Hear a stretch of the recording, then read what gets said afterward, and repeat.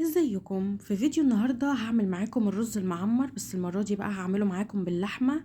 رز معمر الفلاحي على اصوله، طريقة كده تحفة، مقدار مظبوط جدا. هقولك ازاي لو الفرن عندك مش بيشتغل فوق وتحت مع بعض، ازاي تطلعيه بوش من غير ما يعني يتحرق معاكي، مفلفل مش لازق في الطاجن. هقولك على كل اسراره باذن الله في الفيديو ده. انا سبق وعملت معاكم الرز المعمر السادة. هبقى اسيب لكم اللينك بتاعه في اول تعليق مثبت تحت لو انت مش عايزه تعمليه بلحمه يعني. قبل ما نبتدي ما تنسيش تعملي لي اشتراك في القناه وتفعيل الجرس عشان يوصلك كل جديد مني، وهدخل معاكم بقى في الطريقه على طول. اول حاجه في حله عندي كده على النار حطيت فيها نص معلقه من السمنه. هبتدي انزل باللحمه بتاعتي. انا عايزاكي تركزي في تقطيعه اللحمه. انا عايزه اللحمه شرايح كده زي ما انت شايفه. ليه بعمل كده؟ عشان تناسب الطاجن او الصينيه اللي انا هحط فيها. ما تبقاش اللحمه عندك مربعات كده، بيكون شكلها افضل بكتير وبتاخد تسويه بسرعه. النوع القطعيه بتاعتي اللي انا استخدمتها هنا، انت ممكن تستخدمي اي نوع قطعيه، بس اهم حاجه ان هي تكون متقطعه زي ما انا وريتك كده. اللحمه دي كانت عندي لحمه من السن، لو عندك فيليتو هتبقى حلوه جدا. انا اللحمه عندي كانت اوريدي الذبيحه صغيره، فمش هتاخد معايا تسويه كتير. طبعا نزلت اللحمه، انا كنت غسلاها وسبتها تتصفى. نزلت عندي 4 كده من الشرايح على الصينيه او الحله بتاعتك تكون سخنه جدا. وهبتدي ادي للحمه عندي صدمه من الناحيتين على نار عاليه، اهم حاجه عشان ما تنزلش ميتها. هفضل انا اقلب في اللحمه على الناحيتين كده لحد ما تاخد لون تشويحه حلو كده.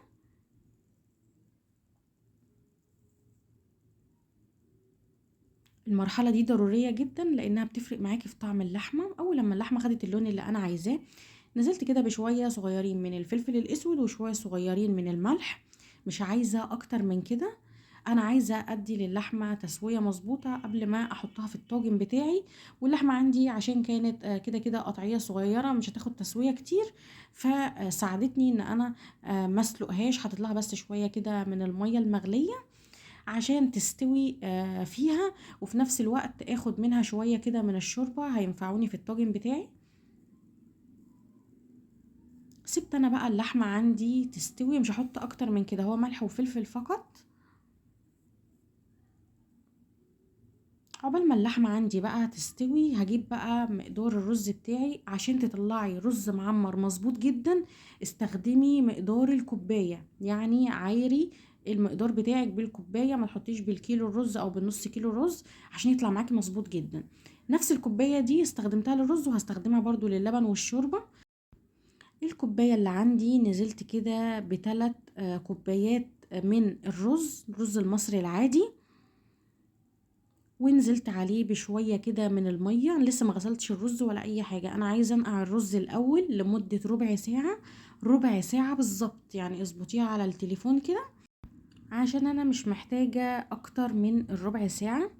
طبعا انا سبت الرز معايا يتنقع، ركنته على جنب. طبعا بعد الربع ساعة بتغسلي الرز كويس جدا لحد ما المية بتاعته لونها يبيض وتبقى شفافة يعني. وبعدين بحطه في قلب مصفى عندي واسيبه على جنب يتصفى.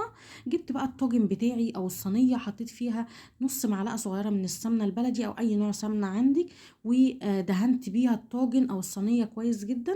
طبعا الرز بتاعي كنت غسلته واتصفى.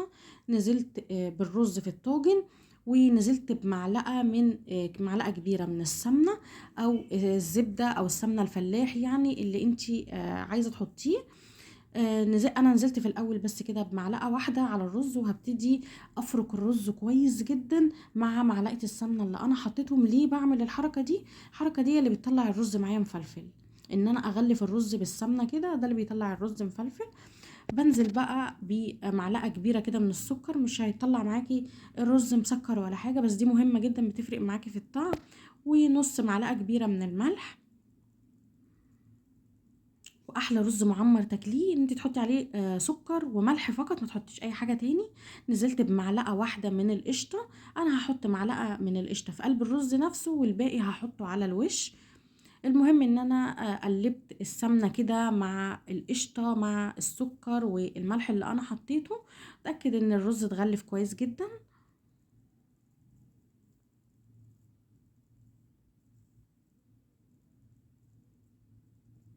تمام كده هبتدي انزل بقى بكوبايه، انا حطيت 3 كوبايات من الرز، هحط عليهم 3 كوبايات من السوائل.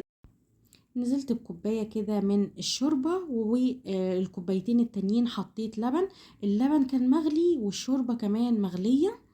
ممكن تحطي 3 كوبايات من اللبن، وممكن تحطي 2 شوربه وواحد لبن زي ما انت عايزه.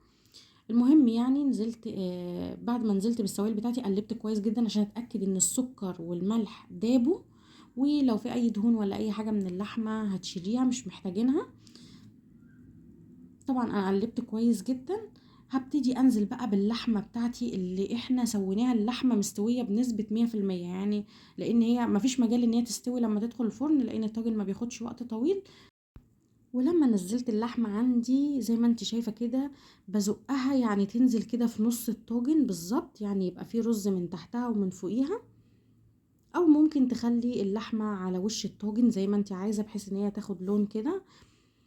المهم يعني انا كنت مشغلة الفرن عندي سخن جدا، بس درجة حرارة متوسطة. دخلتها على اول رف بعد الصاجة بتاعة الفرن، بياخد حوالي نص ساعة. انت هتلاقي الرز حجمه زاد كده وشرب كل السوائل بتاعته كده، الرز يبقى معايا استوى. وهبتدي اطلعه، هقولك بقى دلوقتي هعمل ايه عقبال ما الرز يستوي. نزلت كده بمعلقتين كبار مليانين من القشطة، دي قشطة وش اللبن. حطيت عليهم معلقة من السمنه الزبده البلدي، ممكن تحطي سمنه زي ما انت عايزه. المهم ان انا عايزاهم مجمدين كده زي ما انت شايفه، وهقولك ليه دلوقتي. هقلبهم مع بعض كويس جدا. طبعا الرز بتاعي خد حوالي من نص ساعه ل 35 دقيقه. الرز عندي كان استوى. طبعا انا شغلت الشوايه وفاتحه الفرن. اول ما بخرج الطاجن عندي من الفرن ببتدي انزل بخليط السمنه مع القشطه اللي انا عملته، اللي انا قلتلك مجمدين لسه.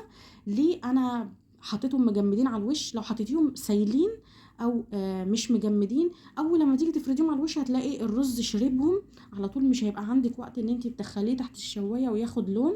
فانا بعمل كده عشان لما تكون مجمده يعني تاخد وقت طويل شويه عقبال ما ادخلها الفرن تحت الشوايه، تلحق تاخد الوش اللي احنا عارفينه بتاع الرز المعمر الحلو ده. المهم ان انا فردتها كويس جدا على قد ما قدرت، بس ما طولتش المرحله دي. بتاخدي وقت يعني ايه قليل جدا على قد ما تقدري، وتدخليها تحت الشوايه بتاخد اللون ده. طبعا الكلام ده لو انت عندك الفرن تحت وفوق مش بيشتغلوا مع بعض. انما انت لو الفرن عندك بيشتغل فوق وتحت بتشغلي الشوايه درجة حرارة متوسطة، وبتشغلي الفرن برضو درجة حرارة متوسطة، فرن سخن. اول لما تاخد الوش بتاعها او تتحمر من على الوش بتطفي الشواية بتاعتك. وبكده نكون خلصنا الفيديو بتاعنا. جربوه تحفة. الرز مفلفل زي ما انتوا شفتوا، واللحمة مستوية ومظبوط جدا، طعمه حلو قوي. مش تحتاجوا تحطوا عليه اي اضافات تاني. اشوفكم على خير ان شاء الله في فيديو جديد. سلام عليكم.